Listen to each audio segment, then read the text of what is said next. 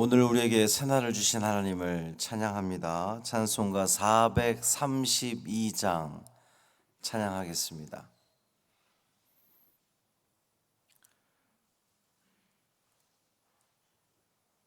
찬송 432장 큰 물결이 설레는 어두운 바다 찬양함으로 새벽 기도회를 시작하겠습니다.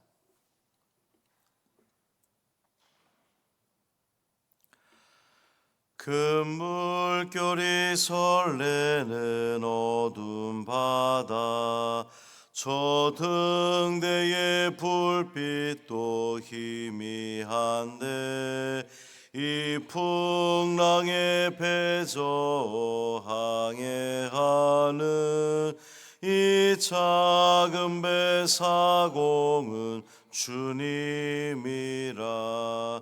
나 두려움 없네 두려움 없도다. 주 예수님 늘 깨어 계시도다. 이 흉흉한 바다를 다 지나면 저 소망의 나라에 이르리라. 큰 풍랑이 배를 위협하며 저 깊은 물이 벌려 달려드나 이 바다에 노저 항해하는 이 작은 배 사공은 주님이라. 나 두려움 없네 두려움 없도다. 주 예수님 늘 깨어 계시도다. 이 흉흉한 바다를 다 지나면 저 소망의 나라에 이르리라. 큰 소리로 물결을 명하시면 이 바다는 고요히 잠자리라. 저 동력이 환하게 밝아올 때 나 주 함께 이 바다 건너가리. 나 두려움 없네 두려움 없도다. 주 예수님 늘 깨어 계시도다. 이 흉흉한 바다를 다 지나면 저 소망의 나라에 이르리라. 아멘. 사도신경으로 우리의 신앙을 고백하겠습니다.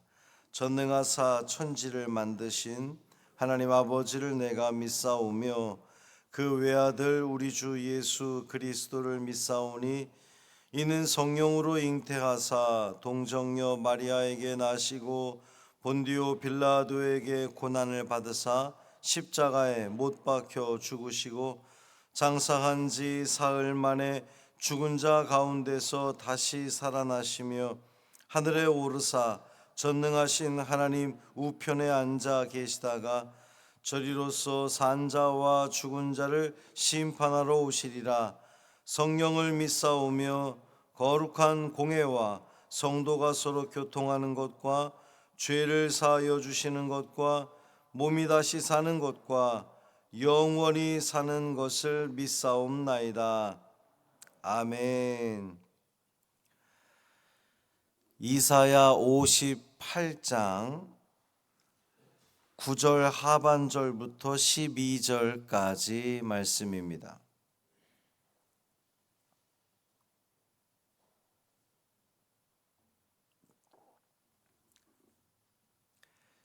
이사야 58장 9절 하반절부터 12절까지 말씀, 만일 내가부터 시작합니다. 함께 읽습니다.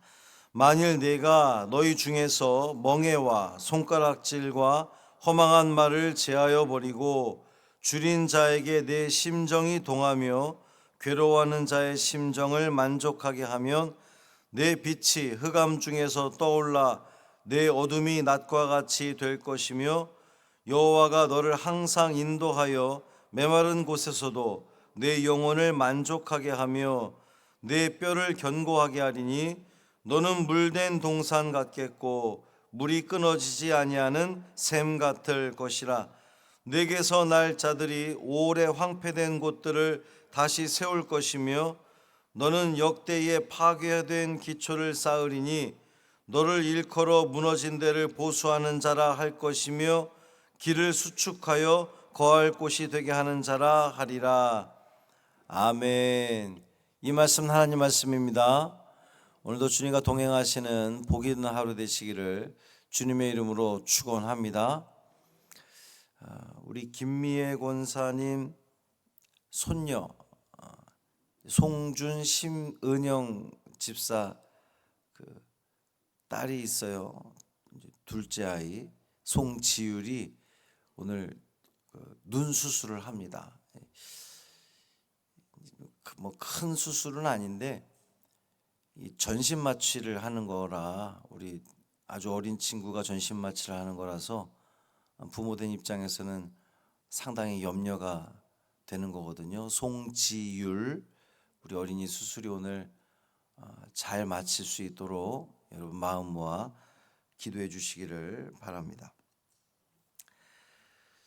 앞선 말씀에서는 참된 금식이 무엇인지 하나님께서 알려주셨습니다.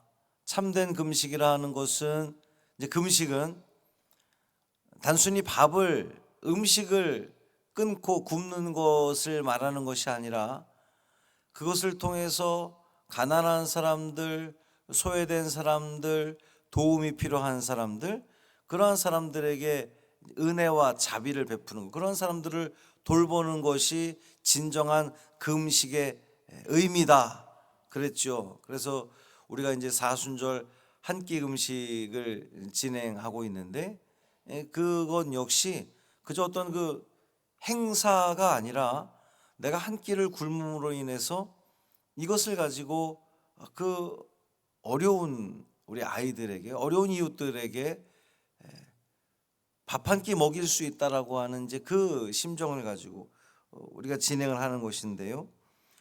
이어지는 하나님의 말씀은 하나님의 백성이 추구해야 할 가치가 무엇인지 분명히 알려주는 그런 말씀입니다. 진실된 하나님의 백성이 이 삶 가운데에서 반드시 제거해야 할 세 가지를 제시하는데, 멍에와 손가락질과 허망한 말이다 그랬어요. 이제 멍에, 짐을 의미하는 거지만 이 권력 있는 자가 권력 없는 자에게 지우는 그 짐을 말하는 겁니다. 압제하는 걸 말하는 거죠. 손가락질은 조롱과 경멸을 이야기하는 겁니다. 이제 누가 상대방에 대해서 조롱하고 경멸하는 것. 또 허망한 말, 그러면 이 사악한 말, 공허한 말 이런 뜻인데, 상대방을 모함하는 말을 일컫는 거예요. 그러니까 하나님의 백성이 하지 말아야 될 것은 누군가에게 짐을 지우고 또 누군가를 조롱하거나 경멸해서는 안 되고, 또 사악한 말, 공허한 말, 그러니까 상대방을 모함하는 말을 해서는 안 된다라고 하는 것을 말씀하시는 겁니다. 대신 해야 할 것이 있는데, 줄인 자에게 내 심정이 동하며 괴로워하는 자의 심정을 만족하게 하라 그랬습니다. 줄인 자에게 마음을 쓰고 괴로워하는 자의 마음을 만족하게 하는, 그러니까 고난당하는 자, 소외된 자, 기아에 허덕이는 자, 또 어떤 삶의 문제로 낙심해 있는 자, 그들을 직접 도와주고 공감해 주고 그리고 위로해 주라. 이제 괴로워하는 자의 심정을 만족하게 한다. 여러분, 이 괴로움에 처해 있는 사람의 그 마음을 만족하게 한다고 하는 것은 위로해 주는 거죠. 사실 우리는 그런 사람들을 보면 그냥 지나치기 쉽습니다. 누군가 어려움에 처해 있고 고난을 당하고 뭔가 부족한 사람들에게 내가 그 부족함을 좀 메꿔주려고 하는 그 일들은 번거로운 일이에요.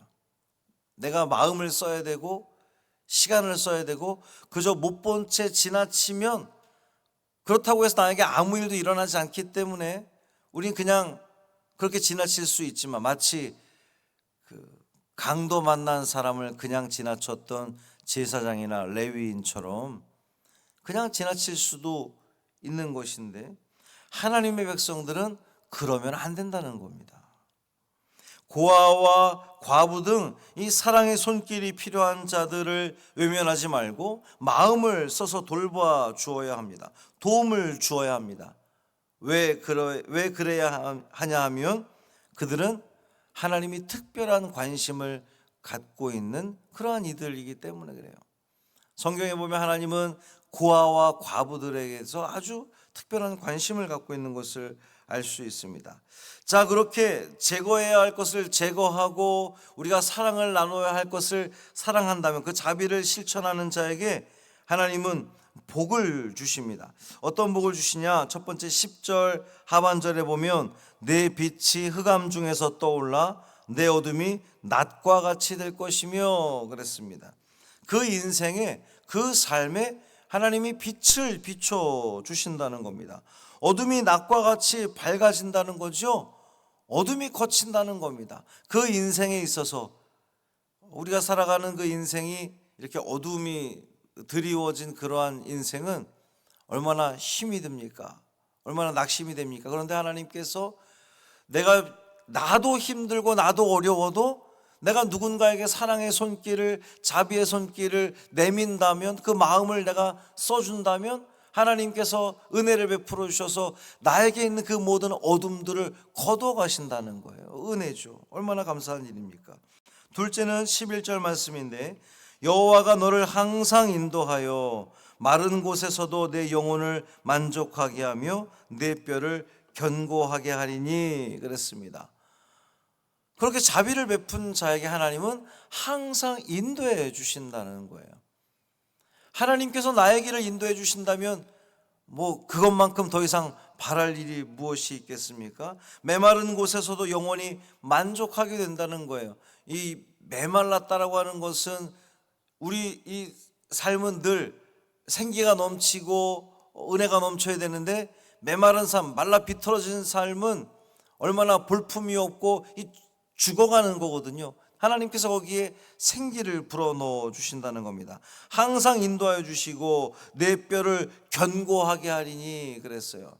튼튼하게 이 삶을 살아낼 수 있도록 하나님께서 도우신다는 말씀입니다. 세 번째는 너는 물된 동산 같겠고 물이 끊어지지 아니하는 샘 같을 것이라 그랬습니다. 물이 귀한 이스라엘 같은 그러한 그 지역에서는 물이 끊어지지 않는 샘, 또 물된 동산은 그야말로 하나님의 은총인 거죠. 생수가 끊이지 않는, 생수가 넘치는 삶을 살게 해주시겠다는 그런 말씀입니다. 네 번째는 12절 말씀, 내게서 날 자들이 오래 황폐된 곳들을 다시 세울 것이며 너는 역대에 파괴된 기초를 쌓으리니 너를 일컬어 무너진 데를 보수하는 자라 할 것이며 길을 수축하여 거할 곳이 되게 하는 자라 하리라 그랬습니다. 후손들을 통해서 황폐된 곳이 다시 세워질 것이라는 약속의 말씀입니다. 비록 지금은 고난당한다 할지라도, 어려움에 처한다 할지라도, 어려움 가운데 살아간다 할지라도 내가 그렇게 이웃들에게 자비를 베풀고 사랑을 실천한다면 결국은 그대에는 몰라도 반드시 하나님은 그 후손들에게 은혜를 베풀어 주신다는 그런 약속의 말씀입니다. 사랑하는 성도 여러분, 이와 같은 온전한 복을 누리는 비결이 무엇입니까? 하나님의 완전한 도움을 받는, 오늘 이 하루도 하나님께서 우리의 삶을 인도해 주신다면 얼마나 그것이 복되고 좋은 일입니까? 그 비결이 무엇입니까? 그것은 우리 주위에 있는 소외된 사람들, 고통당하는 사람들, 도움이 필요한 사람들을 외면하지 않고 그들에게 마음을 써주고 그들을 직접적으로 도와주고 그들과 그들과 동감하는 그 같은 마음을 갖는다면 하나님께서 완전한 복, 평강의 은혜로 채워주신다는 약속입니다. 이 약속 믿고 오늘도 우리는 삶을 살아가면서 앞만 보고 살아가는 것이 아니라 주변을 살피며 살아가십시오.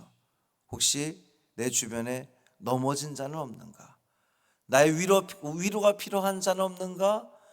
나 비록 아무것도 아니지만 나의 그 기도 한 줄이 필요한 이는 없는가? 우리는 주변을 살펴보면서 우리가 신앙의 길을 걸어갈 때에, 그리고 거기에 마음을 써줄 때에 하나님께서 우리의 마음을 기특하게 여기셔서 하나님의 큰 은혜로 채워주실 줄 믿습니다. 그 모든 은혜 다 누리시기를 주님의 이름으로 축원합니다. 살아계신 아버지 하나님, 감사합니다. 우리가 하나님의 백성으로서 살아가는 것, 이웃을 향해서 손가락질하고 비난하고 책망하는 그런 것은 하지 말고 오히려 우리의 입술을 열어 그들을 위로하고 그들의 마음에 공감해주고 실제로 그들의 그 어려움들을 헤아려 주며 도움을 주며 그들을 낙심 가운데서 일으켜주는 그 자비와 사랑을 실천할 때에 하나님께서 우리에게 큰 은혜로 채워주신다 약속하셨습니다.